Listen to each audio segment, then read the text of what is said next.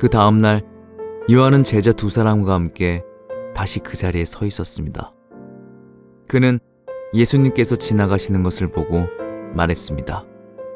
보아라, 하나님의 어린 양이시다. 제자 두 사람은 요한이 이렇게 말하는 것을 듣고 예수님을 따라갔습니다. 예수님께서는 몸을 돌려 자기를 따라오는 두 사람을 돌아보며 물으셨습니다. 원하는 것이 무엇이냐? 그들은 랍비님, 사시는 곳이 어디입니까? 라고 말했습니다. 랍비라는 말은 선생이라는 뜻입니다. 예수님께서는 와서 보아라 하고 대답하셨습니다. 그래서 두 사람은 예수님과 함께 갔습니다. 그들은 예수님께서 머무르시는 곳을 보았고 그날 예수님과 함께 그곳에서 지냈습니다. 때는 오후 4시쯤이었습니다. 요한에게서 예수님에 대한 이야기를 듣고 예수님을 따른 두 제자 중 한 사람은 시몬 베드로의 동생 안드레였습니다. 안드레가 첫 번째 한 일은 그의 형 시몬을 찾은 일이었습니다. 그는 시몬에게 우리가 메시아를 찾았어 라고 말했습니다. 메시아란 그리스도를 가리키는 말입니다. 그리고 나서 안드레는 시몬을 예수님께 데려왔습니다. 예수님께서는 시몬을 보시고 네가 요한의 아들 시몬이구나. 이제 너를 게바라고 부르겠다 라고 말씀하셨습니다. 게바란 베드로라는 뜻입니다. 자, 우리 가슴에 손을 얹고 믿음을 고백하고 하나님께서 오늘 저희들에게 주시는 말씀 받겠습니다. 제가 먼저 고백하겠습니다. 하나님은 나를 사랑하십니다. 나는 그 사랑 안에 있습니다. 하나님은 오늘 나에게 말씀하실 것입니다. 그 말씀에 능력이 있습니다. 그 말씀에 생명이 있습니다. 나의 마음을 하나님께 열겠습니다. 나의 생각을 예수님께 집중하겠습니다. 들은 만큼 변합니다. 들은 만큼 행복해집니다. 초대교회에서는 이 사람을 프로토 플레이토스라고 불렀다고 합니다. 이 영예로운 호칭의 뜻은 첫 번째로 부름을 받은 사람이라고 하는 뜻입니다. 안드레라고 하는 제자를 초대교회에서는 그렇게 불렀습니다. 그럼에도 불구하고 복음서를 읽어보면 우리는 안드레에 대해서 많은 것을 알 수가 없습니다. 그리고 남아있는 초대교회 전승의 기록들, 역사들을 통해서도 우리는 안드레에 대해서 많은 것을 알지 못합니다. 어쩌면 그러한 사실이 안드레의 특별함을 우리에게 더 보여주는 게 아닌가라는 생각이 듭니다. 예수님의 첫 번째 제자가 되었고 그는 그의 형제였던 베드로를 예수님께 인도하였습니다. 그리고 베드로는 언제나 사건의 중심에 있던 사람입니다. 기독교 역사의 중심에 늘 베드로가 있었습니다. 예수님께서 많은 사람들이 예수님을 따랐고 예수님을 섬기는 제자들 가운데서 12명을 특별히 선택을 해서 사도를 삼으셨는데 그 중에서 세 사람을 특별히 가까이 두셨습니다. 베드로와 요한과 야고보죠. 변화산에서 그분이 변화된 모습을 가지셨을 때도 베드로와 요한과 야고보가 예수님과 함께 있었고, 겟세마네 동산에서 예수님의 누군가의 기도가 절실하게 절박하게 필요할 때에도 예수님께서는 다른 사람을 부르지 않고 베드로와 요한과 야고보를 불러 옆에 두셨습니다. 어떻게 보면 인간의 눈으로 보면 안드레가 제일 먼저 제자가 되었는데 살짝 뒤로 밀렸네, 이런 생각이 들 수 있잖아요. 그런데 이런 상황 속에서 성경 어디에서도 안드레가 예수님을 향해서 굉장히 섭섭한 마음을 가졌다라고 하는 사실을 우리는 발견할 수 없습니다. 오늘은 예수님의 첫 번째 제자였던 안드레가 가지고 있는 믿음과 영성에 대해서 배우게 될 거예요. 그리고 제자를 부르시고 제자를 선택하시는 예수님의 마음, 하나님의 아버지의 마음에 대해서 조금 배우게 될 것입니다. 소망하기는 오늘 말씀을 듣는 결과로 함께 예배드리는 모든 드리빈들의 마음 가운데 내가 정말 예수를 따라가는 군중이 아니라 단순히 예수를 좋아하는 팬이 아니라, 팬덤을 가진 사람이 아니라 예수님의 제자로 살아가기를 원한다라고 하는 마음이 우리 안에서 다시 한번 회복되는 복된 주일이 되기를 주의 이름으로 축복합니다. 자, 35절 말씀부터 37절 말씀인데요, 같이 한번 한 목소리로 읽어볼게요. 시작. 그 다음 날 요한은 제자 두 사람과 함께 다시 그 자리에 서 있었습니다. 그는 예수님께서 지나가시는 것을 보고 말했습니다. 보아라, 하나님의 어린 양이시다. 제자 두 사람은 요한이 그렇게 말하는 것을 듣고 예수님을 따라갔습니다. 세례 요한이 예수님이 어떻게 하나님께서 약속하신 메시아인 것을 확인할 수 있었는가? 지난주 설교 말씀을 여러분들이 기억을 해보시면 성령이 비둘기처럼 예수님께 내리는 것을 보고 세례 요한은 그것을 확신할 수 있었다라고 말했습니다. 그리고 예수님께서 지나가실 때 세상 죄를 지고 가는 하나님의 어린 양이라 말씀을 했었죠. 그리고 그 다음 날이 되고 예수님께서 다시 지나가시는데 세례 요한이 자기와 함께 있던 두 제자들이 옆에 있었는데 예수님을 보고서 다시 이런 말을 합니다. 보아라, 하나님의 어린 양이시다. 예수님의 첫 제자들은 먼저 세례 요한을 따르는 자들이었습니다. 여러분, 세례 요한이 광야의 사람이었다는 건 기억하시죠? 그러니까 세례 요한을 따르고 있던 사람들이 광야의 사람 요한의 영성을 배우고 있다는 것도 쉽게 추측을 할 수 있습니다. 그러니까 세례 요한이 세상을 떠나서 광야로 돌아가서 하나님을 절실한 마음으로 찾았던 것처럼 이 세례 요한이 제자가 되었던 사람들에게는 그런 절실함, 절박함이 있었다고 추측을 해도 무리가 아닐 것입니다. 자, 안드레라고 하는 사람이 세례 요한을 따르다가 이제 예수님의 첫 제자가 되었는데 그 옆에 있던 또 한 사람의 이름은 지금 소개가 되고 있지 않거든요. 그 이유는 많은 성경을 연구하는 학자들이 안드레와 함께 예수님을 따르게 되었던 그 사람이 요한복음을 기록한 요한이기 때문에 자신의 이름을 드러내지 않는 것이다 라고 설명을 하고 있습니다. 일리가 있는 얘기죠. 예수의 행적을 기록하면서 그의 유일한 목적은 예수 그리스도께서 하나님의 아들 되심을 증명하는 것에 있었습니다. 그러니까 자기 이름이 나오고 안 나오고는 중요하지 않는 거예요. 그래서 필요할 때마다 자기의 이름을 감추고 있는 것을 볼 수 있어요. 자, 38절 말씀을 보니까 예수님을 안드레와 요한이 따라가기 시작하는데, 자, 38절 볼게요. 예수님께서는 몸을 돌려 자기를 따라오는 두 사람을 돌아보며 물으셨습니다. 원하는 것이 무엇이냐? 그들은 랍비님, 사시는 곳이 어디입니까? 라고 말했습니다. 랍비라는 말은 선생이라는 뜻입니다. 완전 뜬금없는 대화죠. 무슨 대화가 이렇게 진행이 될까? 예수님을 따라가는데 예수님께서 돌아보시고 원하는 게 무엇이냐? 사시는 곳이 어디십니까? 이게 정말 동문서답도 이런 동문서답이 없는 거예요. 사실 이 쉬운 성경의 번역이 조금 아쉽고요.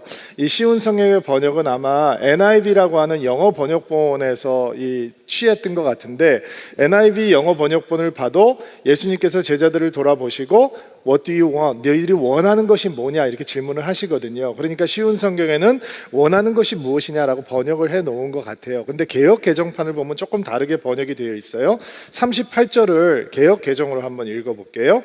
예수께서 돌이켜 그 따르는 것을 보시고 물어 이르시되 무엇을 구하느냐라고 말씀하셨죠. 이르되 랍비여 어디 계시오니까 하니, 조금 뉘앙스가 다르죠. 말 표현뿐만 아니라 이게 이렇게 단순한 질문이 아니구나라고 하는 것을 우리가 감지할 수 있습니다. 무엇을 구하느냐, 여기서 구한다라고 하는 단어를 ESV라고 하는 영어 성경에서는 seeking이라고 하는, 찾는다라고 하는 단어로 번역을 됐거든요. 그러니까 구한다, 찾는다.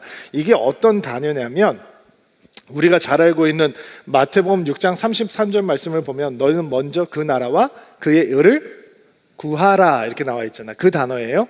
그러니까 이게 구한다라고 하는 게 굉장히 깊은 의미를 가지고 있구나, 굉장히 간절함과 절박함을 담고 있는 거구나, 우리 이해할 수 있죠. 또 누가복음 15장에 보면 잃어버린 것을 찾는 아버지의 마음을 보여주는 세 가지 비유가 등장하는데, 첫 번째는 양을 잃어버린 목자의 마음이고, 두 번째는 동전을 잃어버린 여인의 마음이고, 세 번째는 아들을 잃어버린 아버지의 마음인 거예요. 그리고 이 잃어버린 양을 찾는 목자, 그리고 잃어버린 동전을 찾는 여인, 그리고 잃어버린 아들을 구하는 아버지, 여기서 그 단어들이 우리가 지금 보고 있는 예수님께서 너희가 무엇을 구하느냐라고 할 때 구한다라고 하는 그 단어와 똑같은 단어를 쓰고 있는 거예요.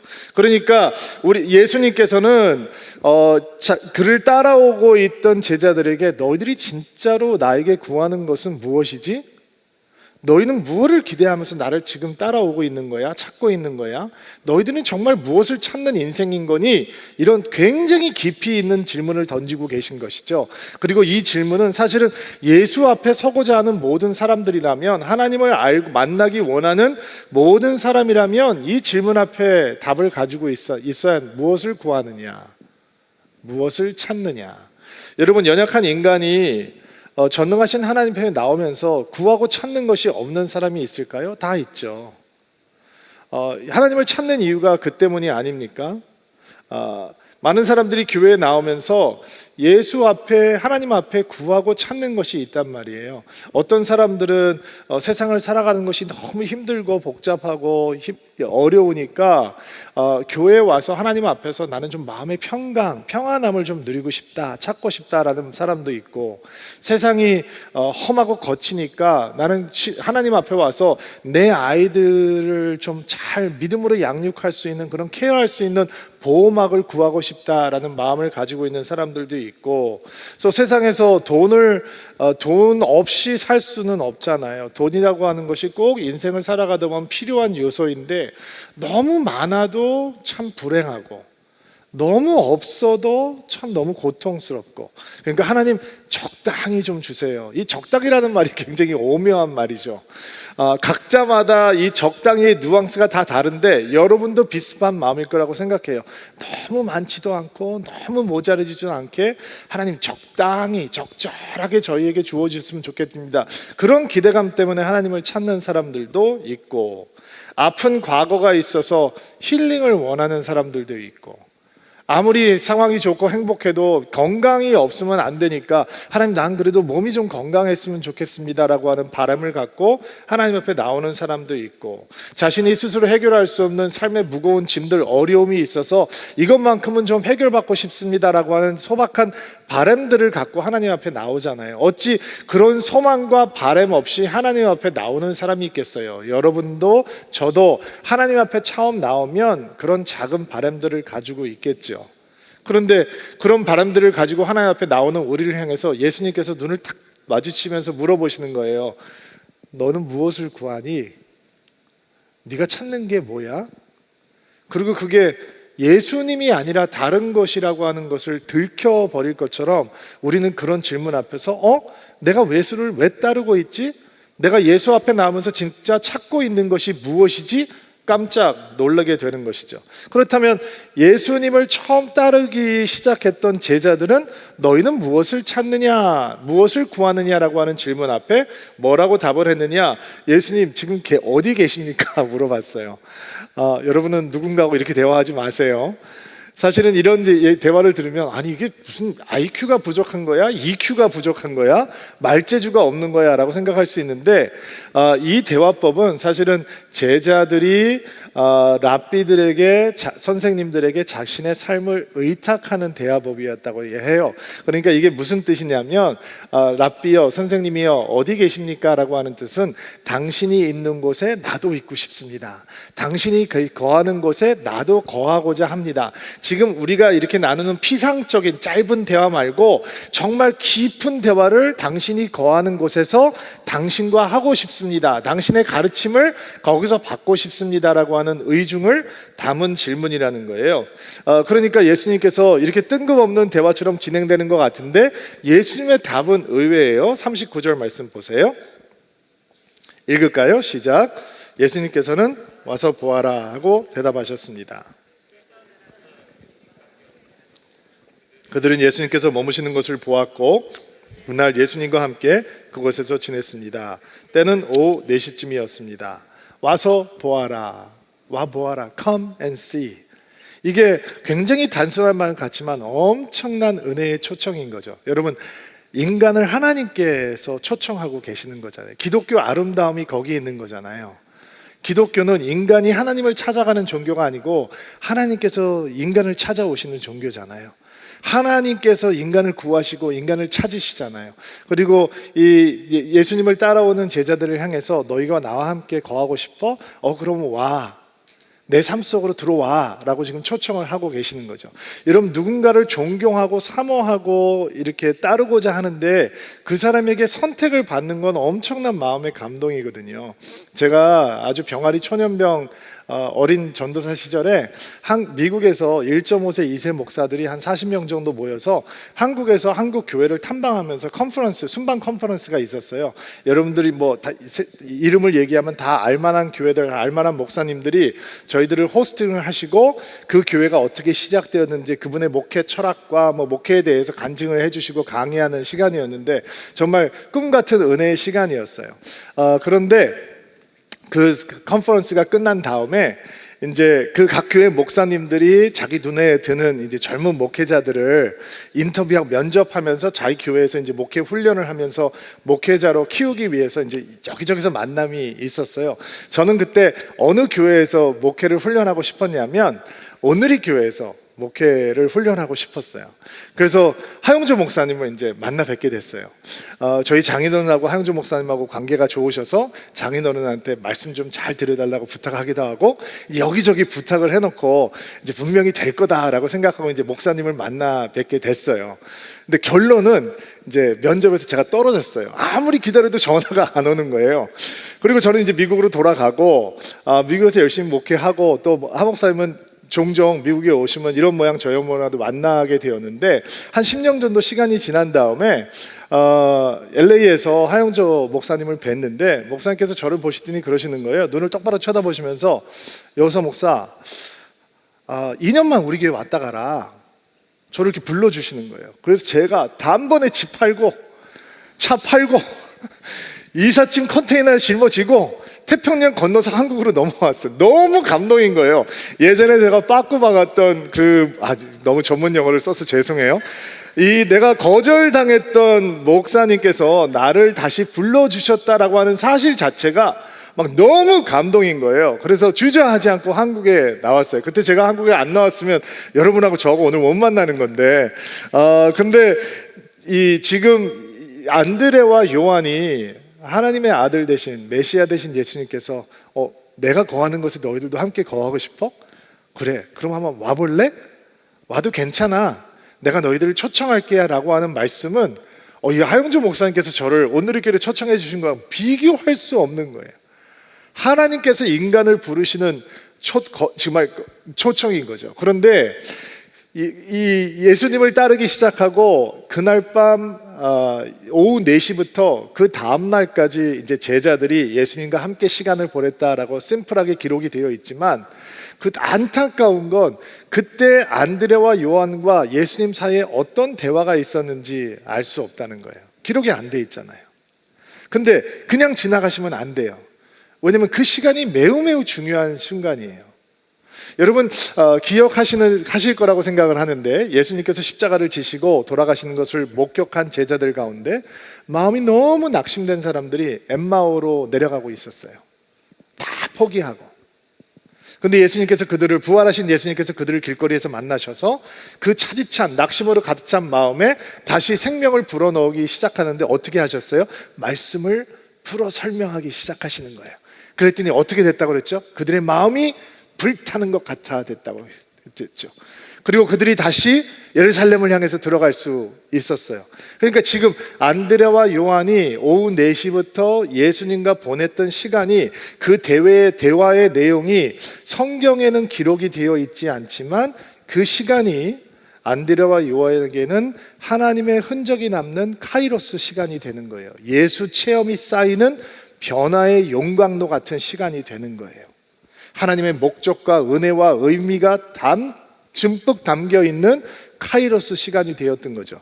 그러니까 우리가 그 대화의 내용은 정확하게 알 수 없지만 그 친밀한 대화를 통해서 예수님을 알지 못했던 안드레와 요한이 어떤 확신을 갖게 되느냐?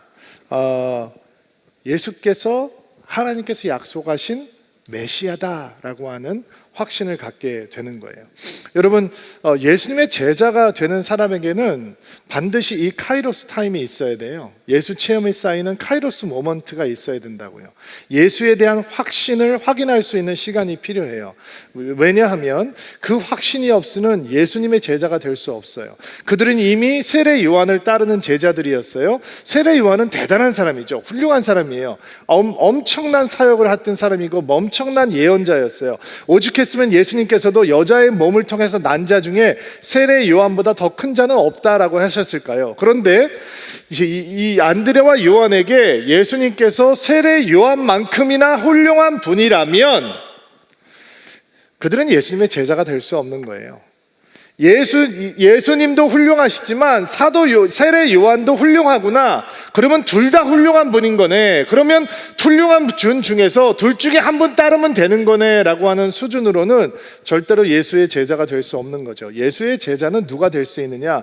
예수님이 유일한 분이 되어야 되는 거예요. 예수님께서 절대적인 유일한 분, 다른 사람과 비교할 수 없는 분, 그 확신이 생기지 않으면 예수님의 제자가 될 수 없는 것이죠. 그런데 예수님과 보냈던 하루 저녁의 시간을 통해서 이 안드레의 마음속에는 예수님은 세례 요한과 비교할 수 없는, 견줄 수 없는 유일하고 절대적인 분이라는 확신이 들게 돼요. 41절 말씀 보세요.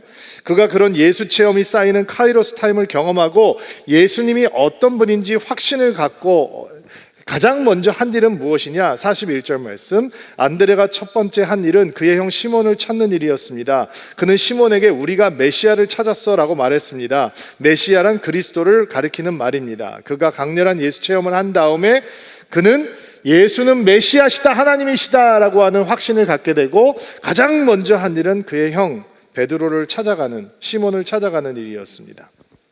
시몬이라고 하는 이름은 본래 이름이고 베드로라고 하는 이름은 조금 있다가 우리가 보겠지만 예수님께서 바꿔주신 이름이에요. 자, 우리가 배워야 하는 안드레의 믿음의 뜨거운 모습, 강렬한 모습, 우리가 배워야 되는 안드레의 믿음과 영성의 모습은 바로 여기에 있죠. 증거하는 모습에, 증거하는 영성에 있는 거예요. 자, 여러분, 하루 동안 믿음이 깊어졌으면 얼마나 깊어졌을까요? 4시부터 그 다음 날까지예요. 그러면 성숙도의 이 눈으로 본다면 안드레의 신앙이 얼마나 성숙되었을까요? 하루 만에. 그가 예수 신앙이 깊어졌으면 얼마나 깊어졌을까요? 그러나 그는 증거하기를 주저하지 않았다는 거예요. 이게 증거의 영성이죠. 마음에 확신이 왔어요. 감동이 왔어요. 바로 증거하는 거예요.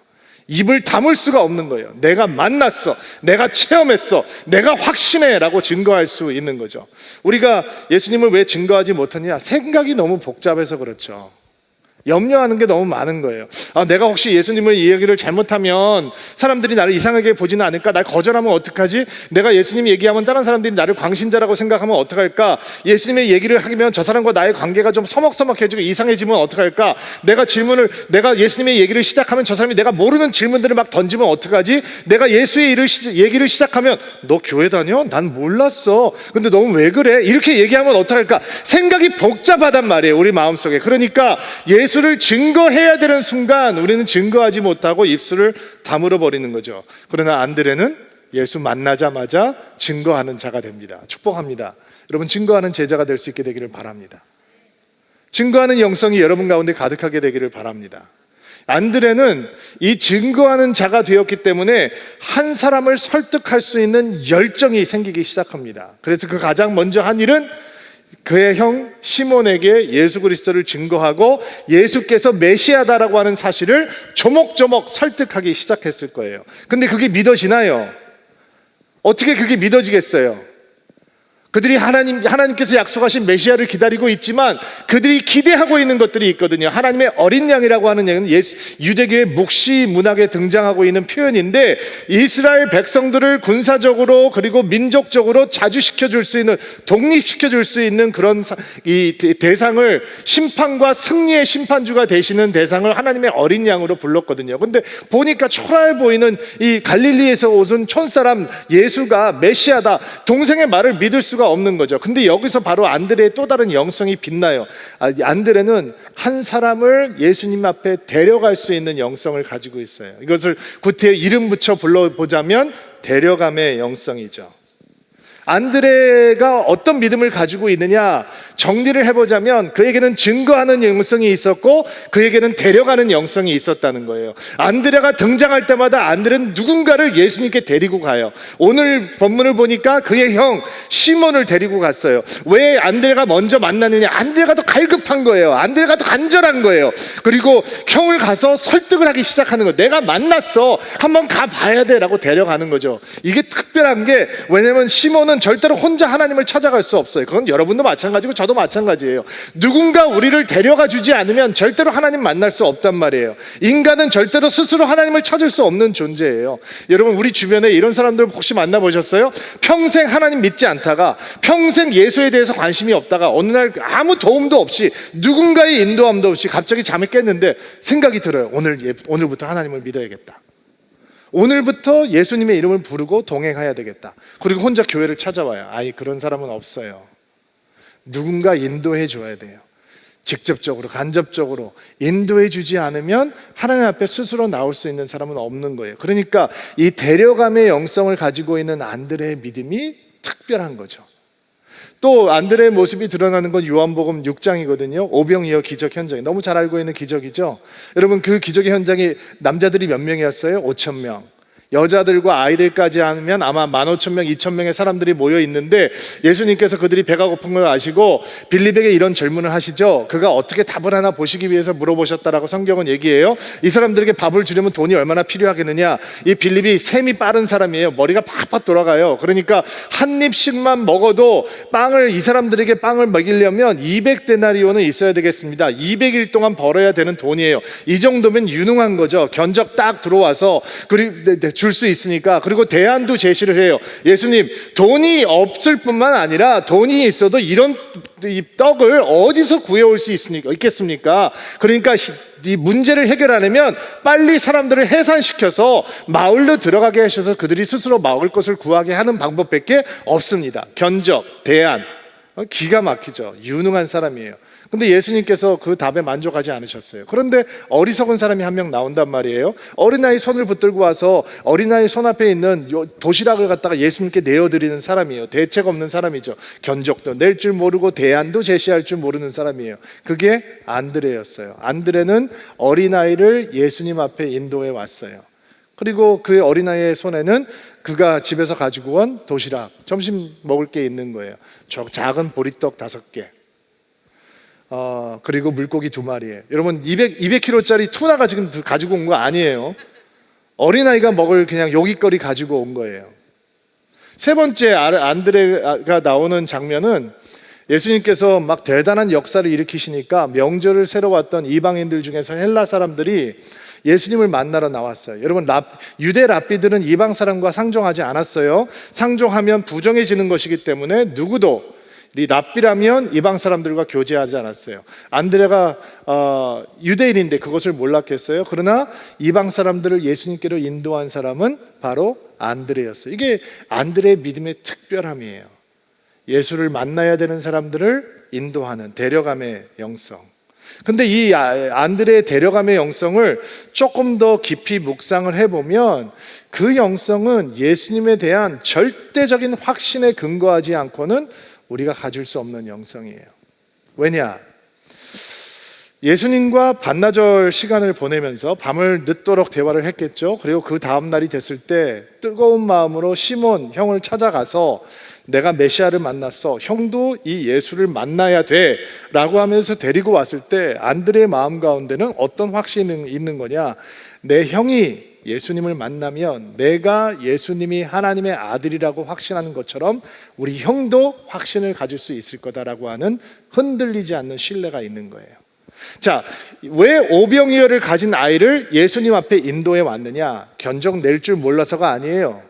그 사람이 바보라서가 아니에요. 그거 가지고 이 많은 사람들이 다 먹을 수 없다라고 하는 것을 안드레도 알아요. 그런데 그에게는 또 다른 확신이 있는 거예요. 어떤 확신이냐?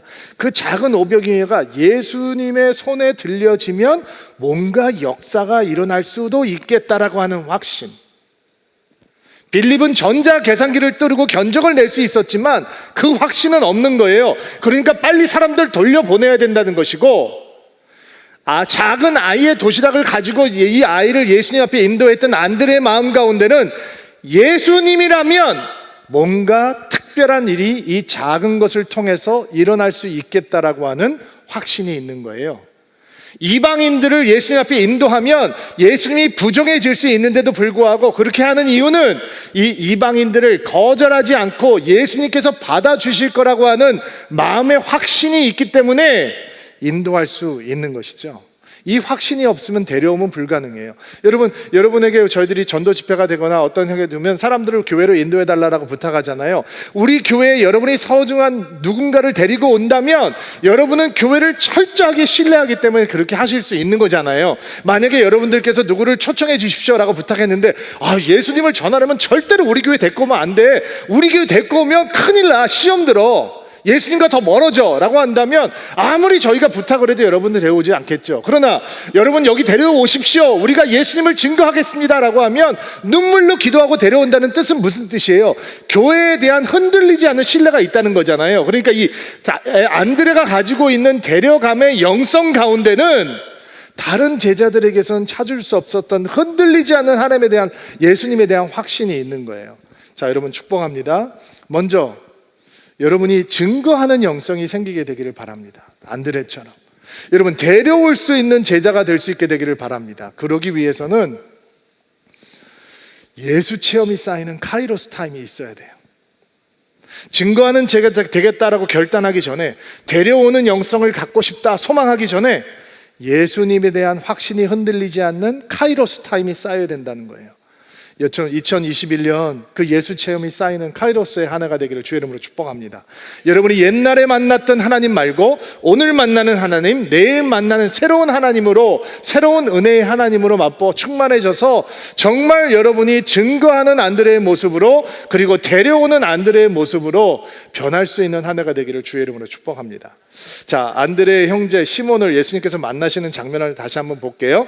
우리 42절 말씀인데 읽어주시겠어요? 시작. 그리고 나서 안드레는 시몬을 예수님께 데리고 왔습니다. 예수님께서는 시몬을 보시고 내가 요한의 아들 시몬이구나, 이제 너를 게바라 부르겠다라고 말씀하셨습니다. 게바란 베드로란 뜻입니다. 자, 시몬을 보셨다, 시몬을 보시고 그냥 지나가지 마세요. 왜냐하면 이 보셨다라고 하는 단어가 특별한 단어예요. 이 단어가 어떤 단어냐면 그냥 스치고 이렇게 눈길을 주었다는 뜻이 아니라 꿰뚫어 보셨다, 깊게 보셨다, 우리의 내면까지 들여다보셨다.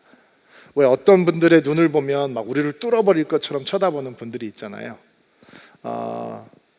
이 보았다라고 하는 단어가 예수님께서, 베드로가 예수님을 3번 부인한 다음에 3번째 부인하고 예수님과 베드로의 눈이 만났다는 표현이 나오거든요. 바로 그때 쓰이는 표현이에요. 스쳐가면서 보는 것이 아니라 깊게 보는. 여러분, 예수님께서 여러분을 깊게 보세요. 좋은 건가요? 여러분의 장점도 보시지만 여러분의 단점도 보시고, 여러분의 사랑도 보시지만 여러분의 실패도 보시고, 여러분의 열정도 보시지만 여러분의 죄악도 보시고, 여러분의 사랑도 보시지만 우리의 죄악됨도 보시고, 이게 본다라고 하는 의미가 참 깊이가 있는 의미입니다. 근데 예수님께서 베드로를 깊이 보시고 뭐라고 말씀을 하시냐면, 네가 시몬이구나, 요한의 아들 시몬. 근데 나는 너를 시몬이라고 부르지 않고 게바라고 부를게. 이제 너는 게바야 얘기를 하십니다. 게바는 아람어예요. 반석, 바위란 뜻입니다. 헬라어로는 베드로입니다. 똑같은 의미입니다. 이름을 바꿔주시는 거죠. 여러분, 유대 사람들에게 성경에서 이름을 바꾼다라고 하는 굉장히 특별한 의미가 있는 거 아시죠? 아브람을 아브라함으로, 사레를 사라로, 야곱을 이스라엘로 바꾸실 때 하나님의 특별한 은혜가 임하고 특별한 언약의 약속이 주어지잖아요. 그러니까 지금 시몬을 깊게 보시고 그 시몬을 향해서 요한의 아들 시몬아, 너 이제부터 게바야, 내가 너를 게바로 만들 거야 얘기를 내가 너를 반석으로 만들어 줄 거야 라고 얘기를 하는 것이죠. 그런데 이 게바라고 하는 단어와 시몬이라고 하는 사람이 얼마나 어울리지 않는지 여러분은 잘 알고 계시잖아요. 복음서에 보면 제자들이 실수하는 장면들이 종종 등장을 하거든요. 항상 베드로가 거기 있어요. 이 베드로가 어떤 인간이냐면 바깥에 내놓으면 뭔가 사고치지 않을까 마음을 불안하게 하는 사람이 베드로예요. 감정도 변덕이 심하고 아무튼 이 주체가 안 되는 사람이 베드로예요. 한 번은 예수님께서 거센 풍랑을 뚫고 바다 위를 걸어오시는데 베드로가 얘기를 하잖아요. 여러분, 주님이시거든 나로 하여금 이 물 위를 걸어오게 하십시오. 예수님께서 오라 하니까 물 밖으로 막 뛰어들어가서 물 위를 막 걸어가요. 그래서 걸어가다가 갑자기 또 파도를 보고 놀라가지고 물에 빠져들어요. 여러분, 업으면 수영을 잘할 거 아니에요? 그럼 빠져들면 나오면 되는데 또 죽는다고 살려달라고 애원을 해요. 정말 감당이 안 되는 사람이에요. 예수님을 향해서 주는 그리스도시여 살아계신 하나님의 아들이십니다 막 감동 있는 고백을 해놓고 예수님께서 십자가를 지고 고난을 당할 거라고 그러니까 주님 그러시면 안 됩니다 라고 하다가 사단아 내 뒤로 물러가라 예수님한테 혼나는 사람이 바로 베드로예요.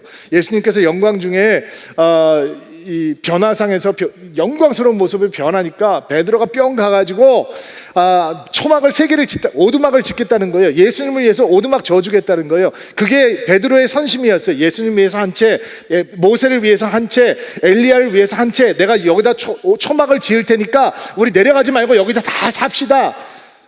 마지막 만찬 때는 예수님께서 제자들의 발을 닦아주시는데 갑자기 손을 내지면서 내 발은 못 닦습니다 얘기를 해요. 예수님께서 내가 지금 너 발 닦아주지 않으면 너와 나와 상관이 없다라고 말씀을 하니까 그냥 발을 내미는 대신 그럼 머리끝부터 발끝까지 다 닦아주십시오. 여러분, 이게 감당이 되는 사람이에요?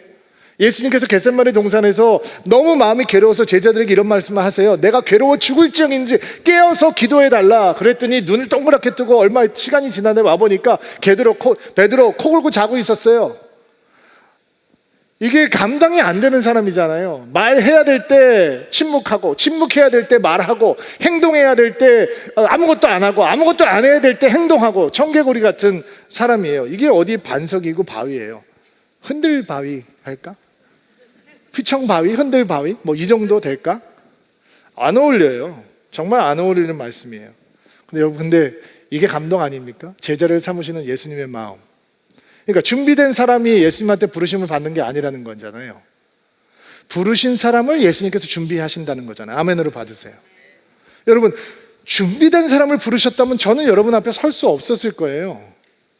근데 부르신 다음에 준비시켜 주니까 저 같은 사람도 말씀을 가르치고 하나님의 은혜를 증거할 수 있는 것이고 우리가 나올 수 있는 것이죠. 베드로가 아직 예수님에 대해서 어떤 확신도 없어요. 근데 예수님께서 그를 꿰뚫어 보세요. 네가 반석이구나. 네가 바위구나. 내가 너를 그렇게 만들어 줄 거야. 여러분, 인간의 노력으로 그렇게 되는 거 아니에요. 인간의 수고로 베드로가 열심히 노력해서 반석과 바위가 되는 게 아니에요. 그거는 인간 성공학이죠. 모든 영광은 결국 자기가 갖는 거예요. 그러나 시몬은 바위 될 수 없어요. 반석이 될 수 없는 사람이에요. 근데 무엇이 시몬을 반석 같은 존재로 만드는 것일까요? 하나님의 은혜예요. 하나님의 사랑이에요. 예수님께서 시몬에게 이런 말씀을 하시거든요. 사단이 너를 밀가부르듯이 주무르려고 나한테 요구했는데 내가 너를 위해서 믿음이 떨어지지 않도록, 믿음이 흔들리지 않도록 기도했다. 반석으로 만들어 나가시는 분이 누구예요? 베드로가 아니에요. 예수님이세요. 말할 수 없는 탄식으로 여러분 안에서 기도하는 성령님이세요. 우리가 무엇을 구하지도 모를 때 예수님께서 우리를 위해서 기도하시면서 흔들거리는 인생을 변하지 않는 반석 같은 인생으로 만들어 주시는 것입니다. 결코 이 의미가 우리는 아무것도 안 해도 된다라고 하는 뜻은 아니에요. 게을러도 된다라고 하는 의미도 아니에요. 우리가 열심히 은혜 받는 자리에 있어야죠. 은혜를 사모하는 자리에 있어야 되고 주님을 향해 열린 마음을 가지고 있어야 되고 갈망하는 마음, 가난한 마음 가지고 있어야죠. 그러나 우리를 바꾸는 것은 우리의 노력이 아니란 말이에요. 우리 스스로는 우리를 반석으로 만들 수 없어요. 오직 주의 은혜만 하나님께서는 우리를 반석으로 만드실 수 있는 거예요. 그래서 하나님께서는 우리를 부르시기를 두려워하지 않으시는 거예요. 여러분, 또 다른 은혜는 뭔지 아세요? 하나님께서는 우리를 있는 그 모습 그대로 불러주시지만 우리를 있는 그 모습 그대로 머물게 안 하신다는 것에 있어요. 한번 따라해보세요. 나는 반석입니다. 다시 좀 믿는 것처럼 그냥 립 서비스를 하지 말고 나는 반석입니다. 여러분도 안 믿어지죠? 목사님이 나를 진짜 아시면 그런 말 따라하라고 못 하실 텐데. 아니요, 진짜 아니까 따라하라고 그러는 거예요. 우린 절대로 반석이 될 수 없거든요. 우린 절대로 바위 같은 사람이 아니에요. 근데 예수께서 우리를 그렇게 만드신대요. 여러분, 이런 표현을 들어보신 적 있죠? 위대한 조각가는 커다란 돌을 갖다 놓고 그 안에서 멋진 작품을 본다면서요. 우리 하나님께서 여러분을 보시고 반석을 보고 계시는 거예요. 반석이란 말이 마음에 안 드세요? 능력을 보고 계시는 거예요. 승리를 보고 계시는 거예요. 권세를 보고 우리 스스로 꿈꿀 수 없는 존재를 하나님께서 보고 계신단 말이에요. 그리고 그 일을 이루어가는 분이 하나님이라는 거예요. 하나님이 왜 사람이 도움이 필요해요? 예수님이 혼자 다 하실 수 있는데 왜 이 어리석은 제자들을 선택해서 마음고생하시겠어요? 그런데 하나님의 열정은 심원 같은 흔들바위를 변하지 않는 반석 같은 존재로 만들어주는 것에 있습니다. 그게 은혜죠. 여러분, 교회 안에 얼마나 많은 사람들이 있습니까? 예배를 드리면서 얼마나 많은 사람들이 예배를 드려요. 예수님 좋아하고 예수님을 열성적으로 사랑한다고 고백하는 사람들이 많이 있습니다. 그런데 참 이상하죠? 반석 같은 믿음을 찾기가 어렵습니다. 바위 같은 사람들 만나기가 어려워요. 흔들바위는 많이 있는데 견고한 반석 같은 사람들 찾기가 참으로 어렵습니다. 왜 그럴까요? 혹시나 우리가 예수 앞에 나오면서 제자로 살아가겠다는 결단이 아니라 그저 예수님을 좋아하고 예수님을 열정적으로 응원하는 팬덤을 가진 그저 팬으로 살아가기 때문에 우리가 흔들바위가 될전정 반석 같은 인생이 되지 않고 있는 것은 아닌가 모르겠습니다. 여러분, 운동장에 가면 팬덤을 가진 구경꾼들을 만날 수 있거든요. 저도 그 중에 한 명이에요. 운동장에 가면 막 목에 힘줄이 나오도록 큰 소리로 노래하고 응원해요. 목소리도 쉬어요. 유니폼도 여러 개예요.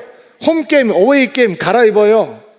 내가 좋아하는 선수 이름 뒤에다 집어넣고 한다고요. 그리고 내 라이벌 팀을 향한 적개심 만만치 않아요. 이기면 눈물 흘리며 기뻐하고 치면 가슴을 치면서 분통해요. 그리고 플레이오프 시즌이 되면 라이벌 팀을 응원하는 사람들하고 말도 안 섞어요. 이게 팬이죠. 팬덤을 가진 사람들. 근데 이 팬덤을 가진 사람들은 어떤 희생도 필요 없어요. 어떤 대가를 지불하지 않아도 돼요. 아무것도 포기하지 않아도 돼요. 그냥 안락하게 관중석에 앉아서 소리만 지르면 되는 거예요. 인조이만 하면 되는 거예요. 그러나 반석 같은 인생, 바위 같은 인생은 구경하는 자리에서는 만들어지지 않아요. 구경하는 팬은 말만 번지르르 해도 돼요. 그러나 제자는 행동까지 해야 돼요. 팬덤을 가진 팬은 예수님에 대한 지식만 충만해도 괜찮아요. 많이 아는 것으로 자기가 제자가 됐다 착각하는 거죠. 근데 진짜 제자는 아는 만큼 순종해야 해요. 구경하는 팬은 다른 것들 좋아해도 괜찮아요. 근데 예수님의 제자는 오직 예수님만 사랑해야 해요. 예수님을 위해서 모든 것을 드릴 수 있어야 돼요. 구경하는 팬은 자신의 열정과 열심을 의지해도 돼요. 그러나 예수님의 제자는 오직 성령의 능력만 의지해야 하는 거예요. 구경하는 팬은 의무감으로 운동장을 찾아가도 돼요. 의무감으로 교회 와도 충분하다고 생각해요. 그런데 예수님의 제자는 그 길이 기쁨이 되지 않으면 일주일도 그 길 가지 못해요. 구경하는 팬은 큰 소리를 치면서 자기의 임무를 다했다고 생각해요. 그러나 예수님의 제자는 묵묵히 자기를 쳐서 복종하고 자기 십자가를 지고 예수의 길을 걸어갈 때 예수님의 제자가 될 수 있다는 것을 아는 것입니다. 구경하는 팬은 아무것도 포기하지 않고 아무것도 희생하지 않고 어떤 대가를 지불하지 않아도 마음껏 인조해할 수 있어요. 그러나 예수님의 제자는 포기해야 해요. 희생해야 해요. 대가 지불해야 해요. 예수님을 좋아하는 팬은 내가 주인의 자리에 앉아서도 얼마든지 예수님의 팬 될 수 있어요. 그러나 예수님의 제자는 주인의 자리에 예수님께서 앉으시지 않으면 제자의 길은 걸어갈 수 없는 거예요. 여러분 기억하세요. 우리는 헌신하는 만큼 제자가 되는 거예요. 포기하는 만큼 제자가 되는 거예요. 희생하는 만큼 제자가 되는 거예요. 대가 지불하는 만큼 제자가 되는 거예요. 사랑하겠다고 헌신하는 만큼 제자가 되는 거예요. 신뢰하는 만큼 제자가 되는 거예요. 세상은 팬덤을 가진 팬으로 변하는 것이 아니라 예수를 따르겠다라는 제자 때문에 변하게 되는 것입니다. 여러분, 예수님께서는 우리를 팬으로 부르시지 않습니다. 예수님은 우리가 가지고 있는 팬덤에 감동하지 않습니다. 제자가 되겠다고 헌신할 때 예수님께서 그런 사람들을 반석으로, 바위로 만들어 주시는 것입니다.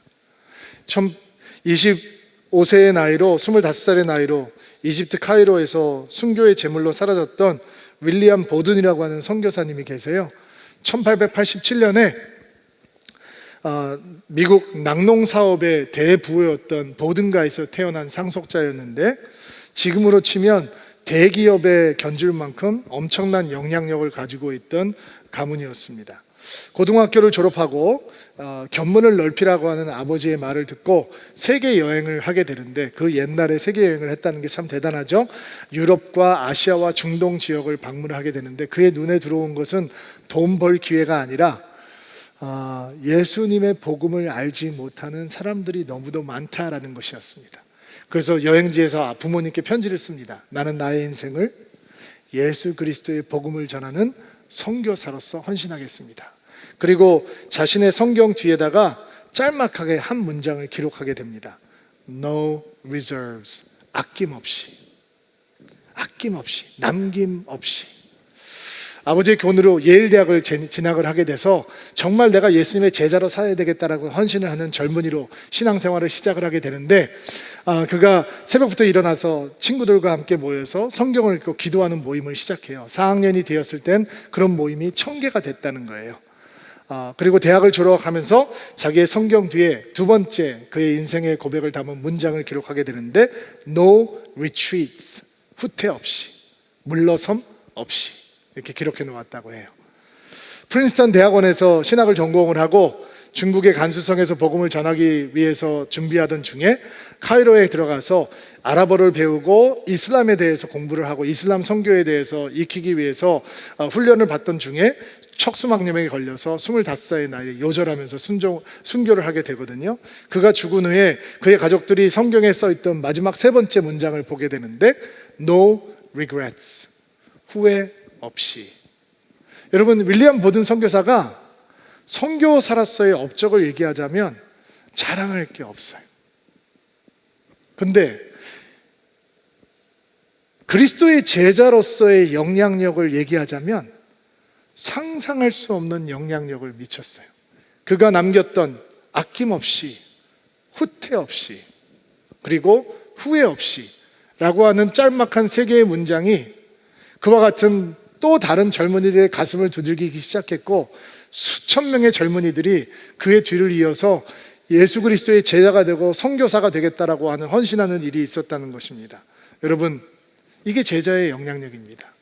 팬덤을 가진 사람들로 인해서 세상은 변하지 않습니다. 예수님 마음은 기뻐하지 않습니다. 그러나 예수의 제자가 되겠다라고 하는 사람의 마음을 통해서 예수께서는 영광을 받으시고, 예수께서는 그들을 반석 같은 인생으로, 개바로, 그리고 베드로로, 바위 같은 믿음으로 변화시켜 주시는 것입니다. 여러분이 바위 같은 믿음을 가진 제자가 되기를 주의 이름으로 축복합니다. 반석 같은 믿음을 가진 제자가 되기를 주의 이름으로 축복합니다. 자, 우리 가슴에 손을 얹고 한번 안수하시고요, 여러분을 축복하고 기도하겠습니다. 우리 한번 마음을 담아서 이렇게 고백하기를 원하는데, 저를 따라서 한번 고백해 보시기 바랍니다. 예수님, 한번 따라해 주세요. 예수님, 주님의 제자가 되기를 원합니다. 다시 한번, 예수님, 주님의 제자가 되기를 원합니다. 하나님, 이것이 우리의 고백이 되게 하시니 감사합니다. 부족한 모습이 많이 있어서 이것이 우리의 마음의 전심의 고백이라고 떳떳하게 외치지 못할지라도, 오늘 주의 말씀을 감동으로 받고 정말 주의 제자가 되기를 소망하는 마음으로 고백을 하였습니다. 주님의 첫 제자들의 모습을 보며 제자의 길을 걸어가기를 헌신합니다. 증거하는 제가 되기를 소망하고 데려오는 자가 되기를 소망합니다. 그러기 위해 예수 체험이 쌓이는 카이로스 타임이 넘치는 그런 인생이 될 수 있도록 도와주옵소서. 우리를 반석으로 만드실 예수님의 은혜를 구합니다. 우리는 흔들리는 인생이지만 흔들리는 우리가 주의 손에 붙들리면, 성령의 능력에 붙들리면, 말씀의 권세에 붙들리면 견고한 반석 같은 인생, 견고한 바위 같은 인생이 될 줄로 믿습니다. 주님을 향해 남김없이, 후퇴 없이, 후회 없이 모든 것을 드리는 제자의 길을 걸어가게 하옵소서. 구경하는 팬덤을 가진 사람이 아닌, 군중이 아닌 예수님을 사랑하는 진정한 제자가 될 수 있도록 우리를 인도하여 주시옵소서. 축복합니다. 예수님의 이름으로 기도하옵나이다. 아멘.